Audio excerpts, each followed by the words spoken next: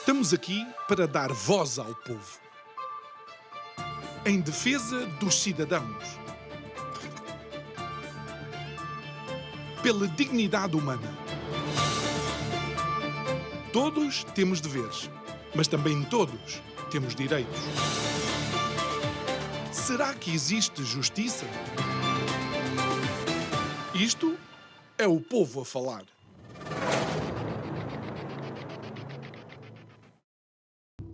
E parece que o dia seguinte não tardou. As antecipadas, eleições americanas, que iriam eventualmente só conhecer o vencedor ou a vencedora lá para a final da próxima semana ou meio da próxima semana, foram resolvidas muito mais rapidamente do que aquilo que esperávamos. A grande questão é saber se aqueles que queriam salvar a democracia acham que os americanos votarem numa determinada direção também significa democracia. Boa noite, o meu nome é João Nuno Pinto e isto é o Povo a Falar. Estão consigo de segunda a sexta-feira, neste mesmo horário, emissão em simultâneo, Curiacos TV e Rádio Vida 97.1. Vamos lá. Será que foi mesmo uma surpresa Donald Trump ter ganho as eleições nos Estados Unidos? Será que foi mesmo uma surpresa tanto o Senado como a Casa dos Representantes ou a Câmara dos Representantes voltar a ser controlado na sua totalidade pelo Partido Republicano?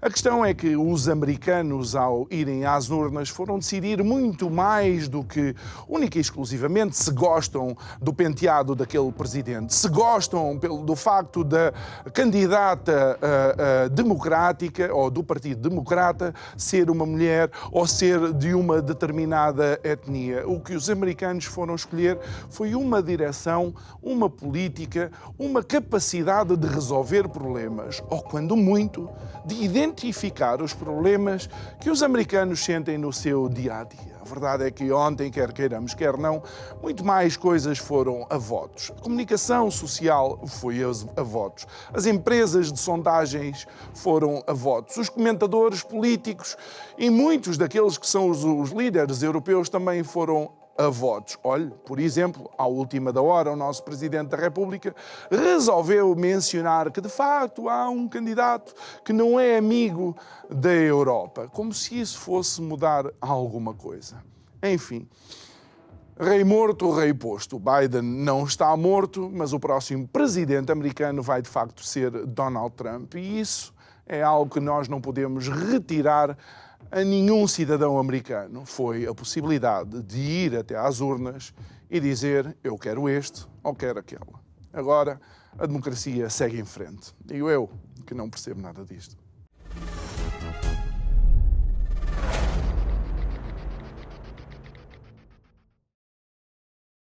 De volta ao nosso estúdio, o nosso convidado de hoje, Francisco Cordeiro de Araújo. Olá, muito boa noite. Antes de mais, quero-te agradecer. Para ti tem sido, de facto, uma maratona. Tiveste com os colegas da Antena 3, já tiveste num outro canal de televisão hoje de manhã, creio que mais uma ou duas intervenções, e agora também estás aqui connosco. Francisco, vou começar, de facto, com a pergunta que eu te fiz enquanto bebíamos ali um café. Foi uma surpresa assim tão grande Donald Trump ganhar as eleições ontem? Em primeiro lugar, obrigado pelo convite. É bom estar de volta. Desculpem as olheiras desta noite longa, mas eu acho que não foi uma surpresa. Nos últimos dias era a opinião que eu tive. Não acho que fosse tão claro.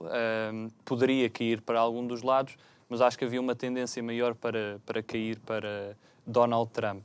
Não era tão expectável é que isto fosse tudo tão rápido e que fosse uma maioria tão expressiva, nomeadamente ganhar o voto popular. Falava-se muito que o colégio eleitoral é que seria predominante, mas parece que o colégio eleitoral vai corresponder ao voto popular. Depois a questão das câmaras, essa sim, tanto a Câmara dos Representantes como o Senado, era um pouco mais previsível, mas acima de tudo acho que falhou aqui numa questão de, sobretudo, estamos muito presos a uma narrativa. Numa narrativa que muitas vezes não estimula o sentido crítico.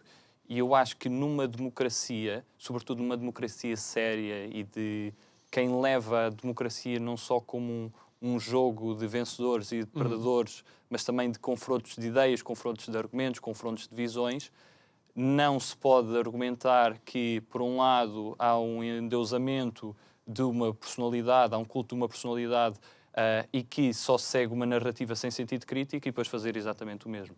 E eu julgo que houve, por parte de muitas pessoas, muitas delas no continente europeu, que até à distância compreenderão menos o eleitorado americano, de achar que sabiam qual é que seria exatamente a escolha de um povo que não pertencem. E julgo que, sobretudo, a leitura foi muitas vezes mal feita por ser só uma câmara de eco de outras visões. Julgo que se nós olharmos, por exemplo, para as redes sociais, que cada vez contam mais, e se nós tivermos a preocupação não só procurar o que nos algoritmos nos mostra, mas procurar também, às vezes, aqueles que seguem ideias diferentes, poderíamos ver que a mensagem de Trump, apesar de, em muitos casos, ser simplista, conseguia ser simples o suficiente para convencer o eleitorado. E depois há outra questão que é, nós intelectualizamos tudo. Houve uma lógica de política de caixinhas, em que o eleitorado é sempre dividido por caixas, muitas vezes nos Estados Unidos até por questões étnicas. Tenho dificuldade em concordar com essas generalizações e falámos há poucas semanas tanto do problema das generalizações e eu acho que voltámos a fazê-lo. As generalizações, se não são boas para uma coisa, também não seriam para outra, e julgo que pior do que esta visão do eleitorado de caixinhas, em que cada pessoa, por ser de um grupo étnico, por ter estudado até certo ponto, por viver no campo ou na cidade, todos esses elementos quase chegávamos a um ponto de estar a discutir se a pessoa tivesse um brinco na orelha esquerda, provavelmente votaria num candidato. Chegou a um ponto um pouco ridículo. Mas pior do que estas caixinhas se fizeram é estas caixinhas demonstrarem que estavam erradas. Demonstrarem que, por exemplo, por certos grupos étnicos serem o grupo étnico, porventura, da candidata democrata, que isso significaria que as pessoas votavam. E eu acho que isso é uma postura completamente condescendente. É achar que as pessoas votam exatamente porque o espelho que vem é a cor da pele, é a origem étnica, a classe social. A classe social. Eu acho que as pessoas, apesar de muitas vezes nem sempre terem uma análise completamente factual, não são tão irracionais como se às vezes se tenta fazer parecer. As pessoas fazem as suas escolhas por convicções, às vezes por contexto da vida, às vezes pelo percurso que tiveram e que fizeram, que fez com que pensassem de outra forma. Há dicotomias que sempre existiram e que continuam a existir e que são naturais que existam numa democracia entre um eleitorado, se calhar, mais conservador e um eleitorado que se afirma progressista, mas que dentro dele tem um diferente nível de progressismo, e isso viu-se que no Partido Democrata há diferentes visões, mesmo que olhamos para o espectro político. Muitas vezes são essas visões até mais extremadas que afastam algum tipo de eleitorado para outra trincheira, mas acima de tudo o que vemos é uma polarização. É um país que já sabíamos que era polarizado, muito dividido. Ganhasse um candidato por mais de 3 pontos percentuais, 5 pontos percentuais, seria sempre um país muito dividido, como vemos, por exemplo, um Brasil dividido, como vemos uma Turquia dividida. E eu acho que a democracia também tem que se preparar melhor como é que convive, às vezes, com essas polarizações e garantir que essas polarizações podem caminhar para um pluralismo democrático que não seja uma lógica de uma sociedade entrincheirada, que cada um tem medo do outro, que uma lógica que o outro representa tudo de mal da sociedade. Porque no dia a seguir às eleições, o primeiro-ministro é o primeiro-ministro de todos os portugueses, o presidente americano é presidente de todos os americanos, quer queiramos, quer não é? Sim, isso implica uma conduta também de quem assume essas funções, de se comportar como verdadeiramente presidente de todos, não dos eleitores, mas dos cidadãos, e implica também uma postura da sociedade, não de subserviência, obviamente, porque também é preciso haver esse escrutínio, esse sentido crítico, haver oposição, que também é uma coisa saudável na democracia, apesar de muitas vezes desaprendemos a importância desse debate, mas conviver e aceitar que na democracia não é somente a regra da maioria, há outras regras na democracia, mas esta é uma regra fundamental. Outra forma, era muito perigoso caminharmos para sistemas em que alguém impunha-nos as suas escolhas. E, felizmente, nos Estados Unidos isso não existe. Espero que não venha a existir. No nosso país não existe e espero que também não se torne, não passe a existir. Olha, eu dizia também numa fase inicial que, de alguma forma, e tu mencionaste uma determinada narrativa que parece que existia e que foi prevalecente, de alguma forma a comunicação social também foi a votos. Porque quando aparece a Kamala Harris como líder do tier democrata, parece que há um apagar daquilo que era o histórico de Kamala enquanto vice-presidente e há uma força motriz que nos tentou mostrar tudo aquilo que Kamala Harris trazia, digamos, de positivo. Sendo que, apesar de alguns nomes grandes da comunicação social americana, alguns títulos importantes não terem feito o endorsement, será que isto vai representar uma mudança também nos Estados Unidos, com a comunicação social a começar, se calhar, a desprender-se destes endorsements? Eu acho que há um exemplo da comunicação social norte-americana que era importante não seguir. Esta lógica de endorsements é, para mim, muito preocupante e eu acho que descredibiliza a própria função do que é um órgão de comunicação social que deve ser imparcial. Obviamente os próprios jornalistas não deixam de ser cidadãos, não deixam de ter as suas ideias, as suas perspectivas serão sempre diferentes. E o próprio jornal ou a própria televisão pode ter uma linha editorial, obviamente, mais conservadora, mais liberal, mais progressista. E seguir os seus temas. Agora, passarmos a um ponto que tudo isto é deturpado e em que uma pessoa sabe que um determinado canal vai dar uma notícia de uma maneira, o outro determinado canal vai dar uma notícia completamente diferente. Por isso é que eu gostava, quando agora não é possível na operadora que subscrevem ter CNN e Fox News, mas eu gostava de ter as duas, porque olho para uma, tem uma visão, olho para a outra e tem outra visão e faço o meu julgamento. Não vou só o que me dizem. E eu acho que era importante que refletissem sobre isso. Isto foi o caso de, por exemplo, de alguns jornais que decidiram não declarar apoio. Eu acho que o fizeram por outras razões, mais por interesses económicos. Daí também há muita confusão aqui nos Estados Unidos, porque há uma promiscuidade em termos dos negócios com a política, e isso, felizmente, não temos esse nível na Europa. Espero que também não venhamos a ter. Mas a questão da falta de imparcialidade corre sempre muito mal. E mesmo quando há algumas limpezas, em canais, por exemplo, como a Fox News, antes resultava, por exemplo, jornalista como Tucker Carlson, quando saiu da Fox News, há uns anos atrás, provavelmente era o fim da carreira jornalística desta pessoa. Esta pessoa deixaria de ter voz no espaço público. Isso não aconteceu. Não. Neste momento, ele próprio é um órgão de comunicação social. Ele entrevista líderes externos, entrevistou Nayib Bukele, entrevistou Vladimir Putin e tem um público muito fiel. E depois temos outros fenómenos que não são jornalismo, mas que chegam em perspectiva de chegar a muitas pessoas de um ponto de vista que muitas vezes é informativo, de outras vezes é de opinião. Podcasts como Joe Rogan, acho muito interessante. Quem quiser compreender o pensamento, não só do eleitorado de Trump, mas exatamente o pensamento de Trump, ouvir as 3 horas que ele faz de entrevistas a Donald Trump. Acho que também, sobretudo, se seguirmos determinadas páginas das redes sociais, porque mesmo no mundo até dos podcasts, aproveitando que estávamos a falar de um podcast, há podcasts que, obviamente, se orientam mais para um determinado eleitorado, outros para outros são mais gerais. E eu acho que, sobretudo, mesmo para aquelas pessoas que veem, às vezes até não só como adversários, mas chegam a utilizar mesmo o termo de inimigo, para quem está do outro lado de uma bancada parlamentar ou de um posicionamento político diferente, leiam também a Arte da Guerra. Se querem conhecer o pensamento dos vossos inimigos, tenham no próximo. E eu julgo que as nossas sociedades também têm que refletir disso. Em vez de nós adotarmos uma lógica de termos só uma corrente em que nós não aceitamos o contraditório, nós temos que, mesmo não concordando com a outra corrente, perceber para que é que aquela corrente flui desta forma.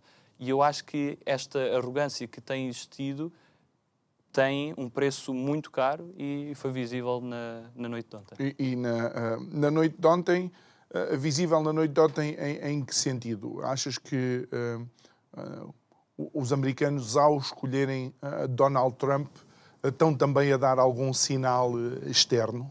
Eu julgo que não é a principal preocupação dos americanos, mas também está lá. Há duas coisas evidentes.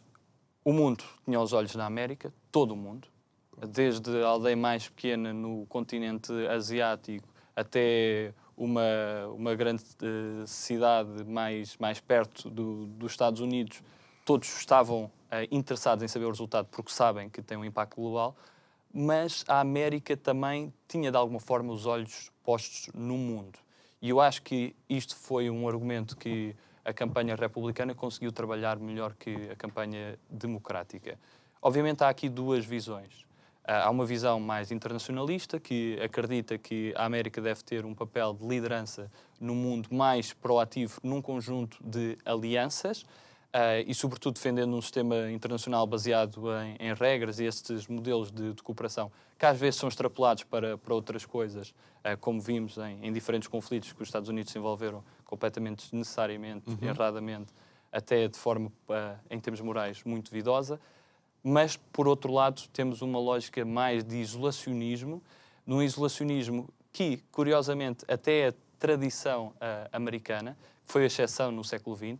Se nós olharmos para os pais fundadores defendiam que os Estados Unidos da América não deveriam procurar alianças. Isso porquê? Quem tem alianças também cria mais inimigos e queriam usufruir do benefício geográfico que têm de estarem muito mais longe dos conflitos. Se olharmos para a história dos conflitos, muitos deles são dados na Europa, até de forma redutora. Nós quase só estudamos os conflitos europeus, mas os Estados Unidos estariam ali mais protegidos. Isto começa a mudar com as guerras mundiais no século XX. Primeiramente, na Primeira Guerra Mundial, o presidente Wilson não era favorável a uma intervenção americana. O eleitorado americano não era favorável a uma intervenção americana. O que é que acontece? Há o abate de navios americanos por parte dos alemães e, rapidamente, os Estados Unidos se envolveram na guerra, felizmente para muitas potências europeias, nomeadamente para Portugal, que também estava envolvido desse lado. Segunda Guerra Mundial, mesmo depois da Primeira, os Estados Unidos também não se queriam envolver. A recordar também que mesmo no final da Primeira Guerra Mundial, com a Liga das Nações, que foi muito promovida por Wilson e pelos seus 14 pontos, o Senado norte-americano não ratificou e os Estados Unidos não pertenceram à Sociedade das Nações. Não pertencendo à Sociedade das Nações, também condicionaram o seu desfecho. No início da Segunda Guerra Mundial, e mesmo com a ascensão de Hitler e das suas ambições, os Estados Unidos não queriam se envolver de todo. Havia mais de 90% do eleitorado americano não se querer envolver numa guerra na Europa. O presidente Roosevelt até escreve uma carta a Hitler que é recebida de forma até jocosa. Foi gozado porque sabiam que os Estados Unidos não se iriam envolver. O que é que muda? Pearl Harbor. Se não acontecesse Pearl Harbor, se calhar não havia esse envolvimento. O público americano mudou completamente a sua perspectiva em pouco tempo. Esta lógica da America First sempre esteve lá. E poderia ter continuado a estar no final da Segunda Guerra Mundial. Não fosse uma política de alianças como a NATO, muito vendida por Eisenhower, primeiro como Truman e depois Eisenhower, mas Eisenhower já como o primeiro comandante da NATO e depois decidindo se candidatar à presidência dos Estados Unidos, muito com esse ponto. Ou seja, os Estados Unidos nunca tiveram uma visão uniforme do mundo, muitas vezes defenderam o isolacionismo e muitas vezes também optaram por uma lógica de um papel mais ativo internacional. E eu acho que Donald Trump, e sobretudo J.D. Vance, que passou muito despercebido, mas tinha mensagens muito claras. Eu acho que J.D. Vance passou uma mensagem de pacifista com dois sentidos do termo da palavra. Pacifista de uma lógica, eu não quero guerras, e isto muitas vezes significa instrumentalizar a palavra paz, porque não sabemos o que é isto de não ter guerra, não significa necessariamente justiça e não significa necessariamente, às vezes, respeitar as soluções mais justas, por exemplo, abandonando a Ucrânia, poderá basicamente admitir certos tipos de comportamentos que seriam inadmissíveis de acordo com o direito internacional, mas é pacifista também noutro termo, que é tão focado no Pacífico. Nós estávamos habituados durante muito tempo a termos presidentes atlantistas, focados nas parcerias e neste eixo Europa-Estados Unidos, e o foco da América, não só com Donald Trump, já era com Obama, é o Pacífico. Eu cresci na base das lajes nos Açores e nessa altura, quando eu era mais jovem, haviam muitos americanos. Eram centenas e centenas de militares americanos e suas famílias. Neste momento são muito poucos. Recordo que era exatamente quando o Marcelo Rebelo de Sousa falou hoje de manhã, era um dos pontos que estava a dizer que quando reuniu com Donald Trump, que falou da importância dos Açores. Os Açores têm aqui duas questões interessantes para nós de fazermos leitura que até se aplicam nestas eleições. Primeiro, o que foi a Cimeira das Lajes e como ficámos mal na fotografia a participar numa invasão contra o direito internacional. O Ocidente, dito Ocidente, perdeu muita moral para discutir e reclamar em assuntos de incumprimento de direito internacional. Nós legitimámos uma intervenção que não tinha qualquer fundamento. Ficámos na fotografia juntamente com Bush, com Aznar e Tony Blair. J.D. Vance soube explorar isso muito bem, da falta de necessidade de se ter ido para o Iraque. Donald Trump também soube explorar isto muito bem quando ataca a filha do anterior vice-presidente Liz Cheney, e que, exatamente, outra versão, ele não estava a dizer que a senhora deveria ser presenteada com armas ou de alguma forma subentender que devia ser ameaçada com armas. Ele diz um argumento que cola muito bem no eleitorado. Se queres defender a guerra, vai lá tu.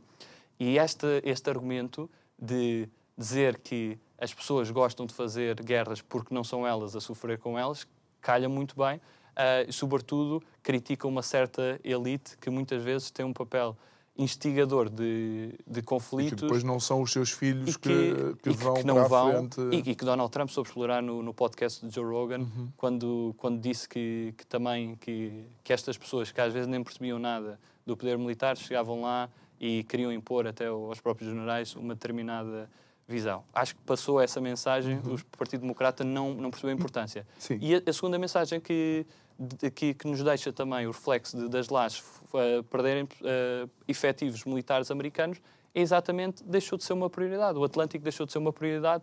O foco, neste momento, de uma leitura que já foi feita por Obama e que foi continuada por Trump, é que a China vai ser, provavelmente, o maior concorrente dos Estados Unidos, não só numa perspectiva económica, mas também numa perspectiva militar. Sabemos muito bem o cinturão de presença militar até dos Estados Unidos à volta da China, e julgo que os Estados Unidos foram percebendo que o centro do mundo não é a Europa. Mas não queres também que, desde o primeiro, ou no primeiro mandato, Donald Trump já tinha assumido que não era o melhor para o mundo, para os Estados Unidos ser o xerife do mundo? Julgo que há muito esse argumento da questão do polícia do mundo, que muitas vezes se torna o xerife do mundo, e sobretudo quando o mundo às vezes vira um faroeste. Isso é perigoso. Mas acho que aqui tem que ser dito que Donald Trump, eu acho, também descredibilizou muito a imagem dos Estados Unidos, mas nós não podemos confundir o que é uma credibilidade de uma pessoa ser mais respeitada com uma credibilidade de uma pessoa, ou com uma lógica de cumprir o que determinada pessoa quer por um sentimento de poder. E eu acho que Donald Trump soube jogar isso. Donald Trump não era o bom samaritano que os outros líderes olhavam como eu quero ser como ele.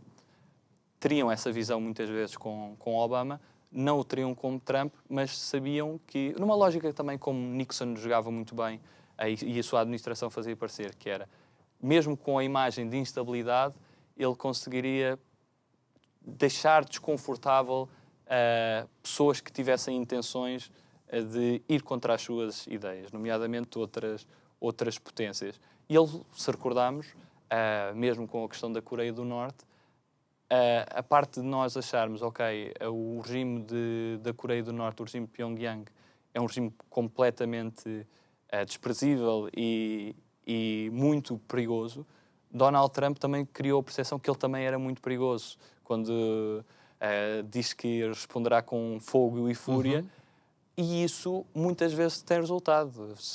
Nas relações humanas vemos isso a acontecer. Às vezes uma pessoa dar esse tipo de resposta que nós não consideraríamos a melhor resposta a ser dada num sistema internacional que funcionasse, mas que num sistema que muitas vezes é a lei do mais forte, há esse jogo de intimidação mútuo que muitas vezes resulta, como estávamos a falar de Nixon, de haver a percepção do outro lado que Nixon era maluco e poderia utilizar, se calhar, armas nucleares.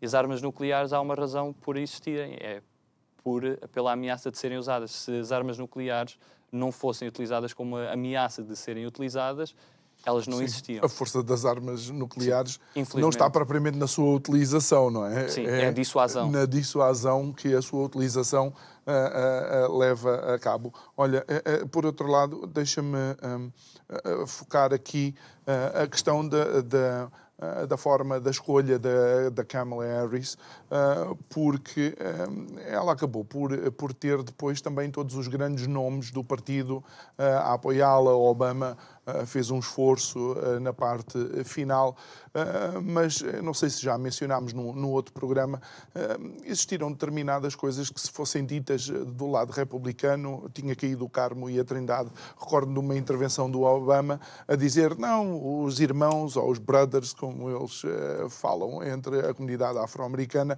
ou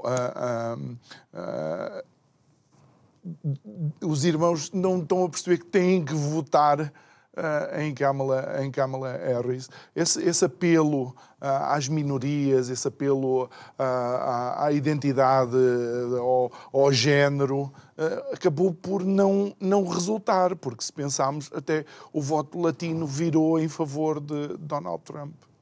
Eu acho que aqui há uma questão muito interessante e podemos recuperar Obama e o que foi a sua presidência. Obama tinha a questão racial, obviamente, mas sempre tentou, apesar disto ser um assunto que estava sempre na mesa, tentar não utilizar. Eu falo para os americanos como um todo. Mas se recordarmos um documentário de Obama em que Michelle Obama refere-se our people, dizendo que o nosso quase povo, sim. não é bem a tradução, mas que não foram votar. Isto é algo muitas vezes segregador.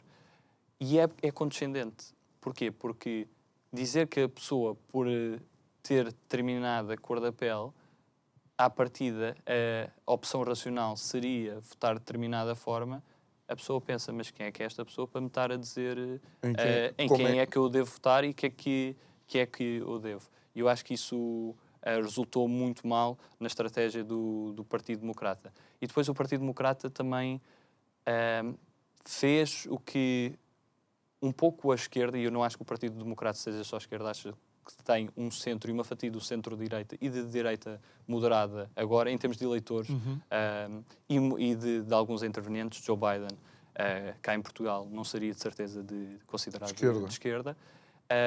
Eu acho que a forma como o Partido Democrata abandonou temas que eram muito importantes para a esquerda, nomeadamente as desigualdades sociais. Como é que foi, sobretudo embarcando em causas mais identitárias, chegavam a franjas muito pequenas do eleitorado, apesar de terem muita cobertura nos mídias, não fizeram uma boa leitura da população. E isto foi esgotando ao longo do tempo. Foi algo visível também nas universidades, no discurso público, e eu acho que foi-se enfraquecendo e foi deixando muitas pessoas que se sentiram abandonadas pelo Partido Democrata a procurar uma alternativa. E é natural que escolham partidos diferentes. Na altura de Reagan também foi buscar muito desse... Mas não crees que isto acaba por ser um tiro no pé do próprio Partido Democrata? Porque não tem como dissociar Kamala Harris dos 4 anos de Biden e, obviamente, de todas as dificuldades que aconteceram. Não tem como dissociar o problema na fronteira a sul, sendo que a fronteira era, de facto, um dos temas da responsabilidade da vice-presidente. E há quem ponha em cima da mesa a possibilidade do partido em si e os grandes nomes do partido saberem que esta eleição estava perdida e então não queimarem, peço desculpa pela expressão, um outro nome que pudesse concorrer mais à frente. Sim, eu acho que, obviamente, é sempre mais fácil fazermos prognósticos no final do jogo, mas eu sempre achei que a escolha da forma como foi feita, por um lado, acho que também beneficiou Kamala Harris. Não sabemos, e há muita gente que diz que se calhar não seria uma boa pessoa para uma maratona de sofrer um escrutínio de umas primárias e de estar tão exposta, porque em termos de comunicação também não era tão eficaz e beneficiou esta tendência de, olha, agora vem uma pessoa apesar mais de lhe ter corrido bem o debate. de ter corrido e acho que foi muito mais assertiva que Donald Trump. Donald Trump, não vamos esquecer que no debate com Biden não teve uma boa prestação. Biden é que foi terrível nesse debate e não conseguiu finalizar frases. Claro. E em vez do foco ser mentiras que Donald Trump disseram, foi a incompletude e a falta de Mas aquilo é capacidade um para momento ser... eureka de uma coisa que já se via há algum tempo. Sim, Mas sim, pronto, sim. continuamos. Muitos aperceberam-se escolha por de causa Kamala. disso e eu acho que tornou completamente inviável a escolha de Joe Biden. Agora, também não se percebe porque é que Joe Biden não percebeu algo óbvio em qualquer ser humano, que com a idade uma pessoa vai perdendo de capacidades, é completamente natural. E quem é que imaginaria Donald Trump não, Joe Biden, a chegar a presidente e no final do segundo mandato ter 86 anos. Apesar de... acho que era um pouco confundir como um papado em que uma pessoa fica até... tem um trabalho diferente. Estamos a Exatamente. falar da função mais desafiante do mundo, em que se calhar uma pessoa de 40 anos já teria muitas dificuldades, uma pessoa de 82 agora e somando mais um ano cada ano, seria muito difícil. E não era essa a estratégia inicial, era ser um presidente de transição para depois arranjar-se uma figura, porventura Kamala Harris ou outra figura, para o tentar substituir.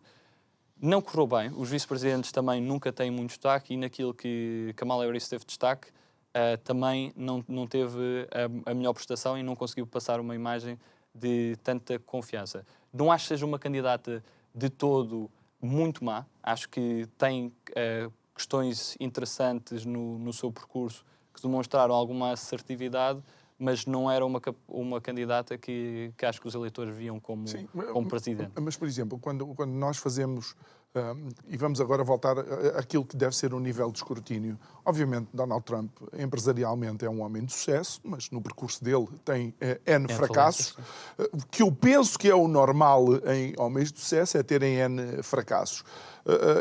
E muita gente utilizava o facto de Kamala Harris ter sido a procuradora do Estado da Califórnia como uma alavanca, digamos, para a competência do trabalho dela. Sendo que, se olharmos para a Califórnia, os níveis de crime estão pela hora da morte, desculpa, e uma coisa que é efetivamente uma realidade que as pessoas sentem é que na Califórnia os gangues latinos dominam essa área. Sim, temos aqui questões diferentes. Eu acho que Kamala Harris, como procuradora, até tem uma imagem de dureza.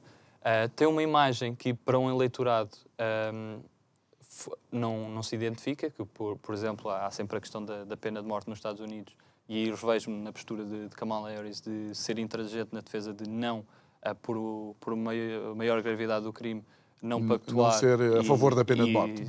E pedir a pena de morte enquanto procuradora, e até num Estado como Portugal isto diz-nos muito, porque fomos dos primeiros a abolir a pena de morte. O primeiro, acho eu. Sim, foi interessante, tivemos no século XIX, depois tivemos ainda no século XX, mas com crimes militares, o último foi em 1917. No século XIX tivemos a execução a ser feita a metade do século XIX, por acaso na cidade de Lagos. E eu acho que temos esta postura humanista de perceber que não é pena de morte que serve como prevenção, a chamada deterrence. Porquê? Há uns tempos estive numa sessão também sobre a pena de morte, em que juntámos pessoas até que tinham familiares na chamada death row, pessoas que elas próprias foram condenadas à pena de morte e depois perceberam que foi inocente, mas acho que há um argumento essencial, que é 2 crimes não fazem justiça. O Estado matar um indivíduo não torna esta lógica quase de vingança de lei de leão mais benéfica para a sociedade e, sobretudo, por uma lógica de prevenção, isto não nos indica que há menos criminalidade. Os Estados Unidos têm imensa criminalidade, não é a pena de morte que retira ou que é dissuasora da prática dos crimes. Se formos olhar como, por exemplo, aconteceu há uns anos, que nós não estamos habituados a school shootings de pessoas chegarem a uma escola com uma arma e começarem a matar crianças, e isto aconteceu na Sérvia, houve pessoas que começaram a dizer deveríamos, porque é um argumento popular, deveríamos ter pena de morte.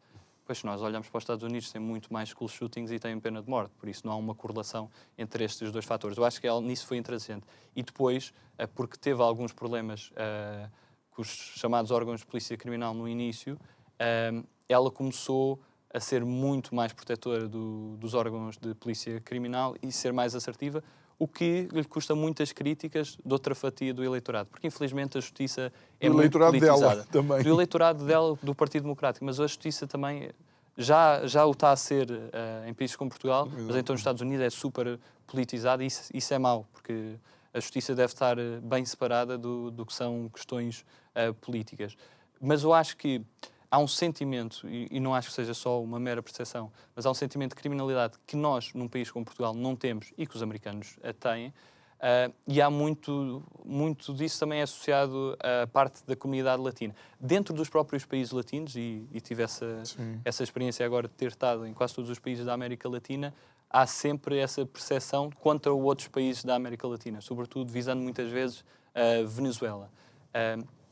Por exemplo, falava com uma pessoa na Colômbia que me dizia que a irmã estava nos Estados Unidos e depois voltou, e eu perguntava porquê é que voltou, e ela, porque tinha muitos venezuelanos, e vai para a Colômbia, que é o país, volta para a Colômbia, que é o país vizinho da Venezuela. Há também esse estigma entre as próprias populações, muitas vezes dentro da própria população de um determinado país, por isso esta ideia que os latinos iriam sempre defender Kamala Harris era um pouco ilusória. Agora, há evidências que há crime organizado, até em cidades que nós vemos nos filmes, como Los Angeles, que não é o paraíso que nós pensamos que seja, e esses delinquentes têm diferentes origens, mas muitas vezes estão ligadas a questões de narcotráfico, que ainda é um problema em muitos países da América Latina. E eu acho que há um problema grande em muitos partidos políticos, que é apresentado um problema que é evidente e o que eles dizem é ok, mas isto pode tocar aqui em assuntos sensíveis, nós não o abordamos. Isto é a pior maneira de lidar com problemas. Achas que as coisas têm estado... Muitas vezes é feito isso e em vez de dizermos ok, isto é um problema, vamos enfrentá-lo como uma solução humana, não como soluções extremistas, dizer que não se aborda é, primeiro, chamar ignorante ao eleitorado quando o eleitorado contacta com esta realidade diariamente e o eleitorado vai passar a preferir outras soluções, muitas vezes mais extremadas. No fundo é quase dar um balão de oxigênio ao problema, não é? Sim. Se não vamos lidar com ele... E ao extremismo da solução, que às vezes também não cria uma própria solução, mas é uma apresentação de uma solução simplista e extremada. Se nós não lidamos verdadeiramente com o problema, estamos a criar um problema maior. E não achas que, por exemplo, a fronteira devia ter sido um tema que Kamala podia ter abordado e encarado, apesar dela ter tido alguma responsabilidade, pronto, quando estava como vice-presidente? Se nós olharmos, primeiro há um assunto que se tornou quase tabu quando Trump o pegou, que é o assunto do muro. Trump aproveitou muito esta lógica de cavalgar, de lógica de eu vou construir um muro, vai ser o México a pagar. Era um argumento muito demagogo, mas verdadeiramente o muro também já existia parte dele. Seria uma continuação do muro já existente. E onde não há muro, há policiamento. Ou seja, a tentativa de passar um discurso ingênuo também não resulta muito bem. Porquê? Porque alguém acredita que os Estados Unidos deixaria de ter controlo na fronteira entre México e Estados Unidos, com as assimetrias que existem? Se há uma assimetria de um país claramente mais pobre e de um país mais rico, a tendência seria que muita dessa população, ou até de outros países, caminhasse por esses países para chegar aos Estados Unidos. Por isso, iria sempre haver a necessidade de policiamento, seja através de um muro como fator dissuasor, seja através da presença de guardas de fronteira. De fronteira. Agora, a questão da imigração ilegal, acho que teve um peso essencial, mas julgo que as pessoas... Há sempre aquela questão de eles têm papéis ou não têm papéis, mas há pessoas que, mesmo tendo papéis, estariam sempre desconfortáveis com imigrantes. É uma tendência, infelizmente, humana de muitas pessoas terem, é diferente, às vezes afeta o meu emprego, ou partimos para as falácias das generalizações, porque eu vejo uma pessoa que vem para este país e não sabe comportar, e que não deveria lá estar, porque se não souber comportar, mas... todas as pessoas deste país não sabem comportar, então. Não sabem comportar. E depois nós esquecemos que a imigração dos Estados Unidos tem uma dimensão muito maior do que tem em muitos dos nossos países. E cultural mesmo, no nascimento do próprio país. A ideia de um país de sonhos, de imigrantes, sem ser os nativos, é tudo imigrante nos Estados Unidos, sejam descendentes dos holandeses, dos irlandeses que também foram discriminados, dos italianos que também foram discriminados, dos portugueses. Nós não temos essa noção. Há um documentário interessante sobre um crime que se passou numa cidade portuguesa. E eu nunca esqueço isso, porque nós, como portugueses, não estamos habituados a ser discriminados. Mas há um momento em que há um conjunto de portugueses, julgo que 4 portugueses, violam uma rapariga, por sua vez portuguesa, mas não se disse nas notícias nessa altura, julgo que nos anos 80, não tenho certeza se 80, nos anos 90. E eu estava a ver este documentário e depois eles passam áudios da rádio daquela altura quando deram a notícia. E há pessoas a ligar, americanos, e a dizer: estes portugueses acham que isto é como o país deles, em que podem violar pessoas e que é a bandalheira como o país deles.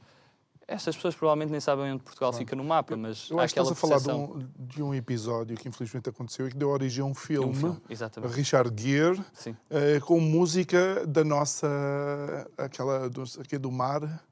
Eu já não lembro. Como é que se chama a cantora?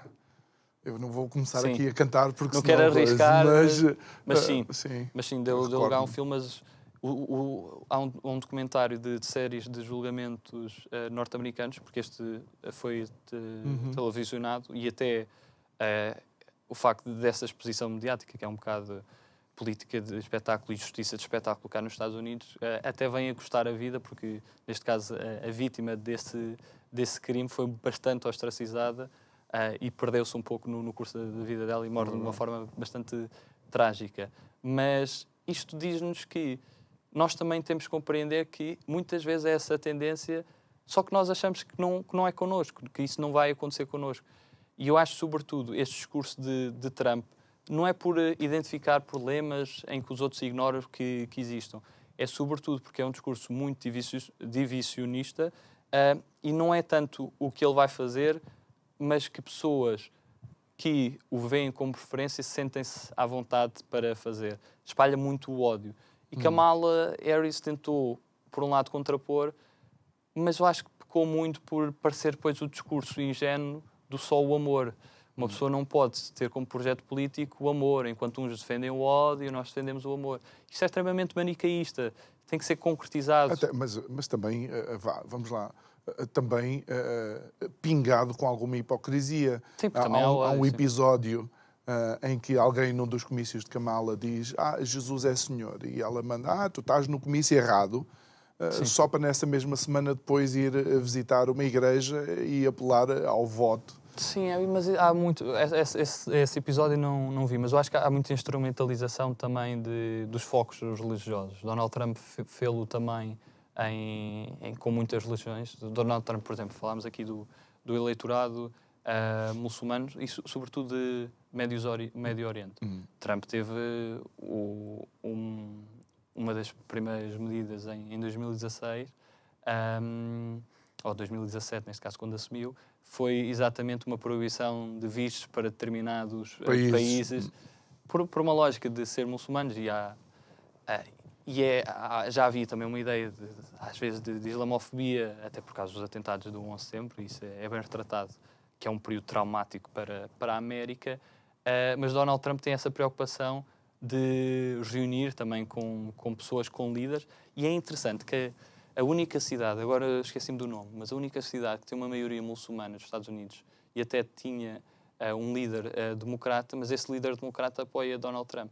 E nós pensamos, será que é só por causa da questão de Gaza? Porque Donald Trump também poderíamos dizer que por um lado, é verdade que fez acordos que poderiam estabilizar a religião, por outro também teve algumas atitudes que podiam instigar conflito. E se calhar para o eleitorado que defendesse esses países à volta de Israel, poderia dizer também há uma relação muito próxima, como um Benjamin Netanyahu, que para eles poderia ser preocupante. Mas há uma questão diferente, que é guerra cultural. E um dos argumentos que ele utiliza é a questão de ele e outras pessoas que aparecem nessa reportagem, daí a necessidade de serem reportagens não só de câmaras de eco, mas verdadeiramente no terreno, de também ser a questão da guerra cultural e de uma agenda no Partido Democrata que um eleitorado mais conservador não quer de todo. E não são só questões LGBT que ele enunciou, são outras questões que para um eleitorado mais conservador não se revê, por isso não seria expectável que apoiassem só porque sim. Sim, mas ainda assim ele deixou, por exemplo, na questão do aborto, deixou aos Estados a responsabilidade e a decisão, portanto, no fundo, aos eleitores desses Estados tomar essa decisão, não é? O tema do aborto é muito interessante. Porquê? Porque, primeiro, é um bocado diferente da discussão que nós temos. Apesar de muitas vezes chamar direito ao aborto, o que nós temos é uma descriminalização até às 10 semanas. Ou seja, não é perseguido criminalmente. Até se fala, a meu ver, em bem da extensão para as 12 semanas, porque vai em linha com pareceres médicos, mas a discussão nos Estados Unidos é bastante diferente. Nós não podemos esquecer, nós também somos um pouco moralistas a dizer que agora os Estados Unidos é um país super conservador, quando nós quisemos ter isto como um tema de conservador ou progressismo, a despenalização do aborto foi em 2008. Roe versus Wade é anos 70 do século passado, é um historial muito maior. Mas muita gente que via comentar sobre esta decisão não leu claramente o acórdão. Acho que o acórdão claramente é ideológico. Há uma ideia de juízes, por serem uma maioria republicana, de retirar essa sentença por interesses e convicções ideológicas ou morais, não tenho dúvidas nenhumas, mas a argumentação juridicamente faz sentido, que é na Constituição norte-americana, que sabemos que é uma Constituição muito pequena, e eu acho que é um problema dos Estados Unidos, porque isso dá asa a ativismo judicial, não é claro que estivesse subentendido uma lógica de direito ao aborto, ou pelo menos uma descriminalização do aborto. E o argumento que é apresentado é porque será que poucas pessoas, neste caso juízes do Supremo Tribunal de Justiça, têm de ditar o que deve ser lei na Federação e nos próprios Estados. Havia um humorista, quando foi esta a decisão que provocou muita revolta, havia um humorista que se meteu, agora também me esqueci do nome do humorista, mas que se meteu à frente do Parlamento Britânico e disse: aqui, numa verdadeira democracia, são estes 650 a decidirem sobre as questões de direitos reprodutivos. Não são 9 juízes. Mas é exatamente o que os 9 juízes disseram, que é: não somos nós a decidir. Ou seja, esse argumento também tem que ter sentido crítico. Eu, a meu ver, acho que deveria ter existido uma lei federal antes, na oportunidade que o teriam para fazer, se fosse a intenção de o fazerem. Agora, utilizar um argumento quando nos é favorável, mas depois descartá-lo completamente quando não nos é favorável, não é certo. E depois, Donald Trump também foi inteligente de não querer descartar eleitorado que era a favor dos direitos reprodutivos. O que ele disse foi: deixamos aos Estados, que era a visão do overturn de Roe versus Wade, ou seja, de acabar com essa decisão. Donald Trump mete este assunto um pouco de lado para não perder eleitorado. O Partido Democrata não fez isto. E depois teve uma arrogância também de: não, para nós, isto são os direitos das mulheres, como se fosse a exclusividade dos direitos das mulheres, e achar que as mulheres, por causa disso, mesmo às vezes contra o seu marido, e aquela publicidade um pouco de eles não estão a ver quando vais votar, elas iriam decidir dessa forma. Agora, as mulheres votam por aquilo que acreditam. Obviamente que é um assunto muito mais sensível para as mulheres, porque as mulheres experienciam, estamos a falar do corpo de uma mulher, não é um corpo de um homem. É natural que seja um assunto para a maioria das mulheres, mas não quer dizer que sejam para todas. Eu acho que isso também não foi inteligente da parte da campanha democrata, tornar-se só quase um único assunto. Faltou ideias de Kamala. Francisco, olha, havia muito mais para falar, mas o tempo esgotou-se. Obrigado pela tua participação uma vez mais. Desejo-te, de facto, uma noite descansada. Obrigado. E que amanhã estejas pronto para mais uma ronda, com certeza, onde quer que te chamem. Obrigado a si que nos acompanhou em mais um programa onde vamos e estamos, de facto, a tentar entender o sentido de voto dos americanos. Não temos nada a ver com isso, mas, obviamente, estamos todos juntos neste mundo. Adeus, boa noite, até amanhã.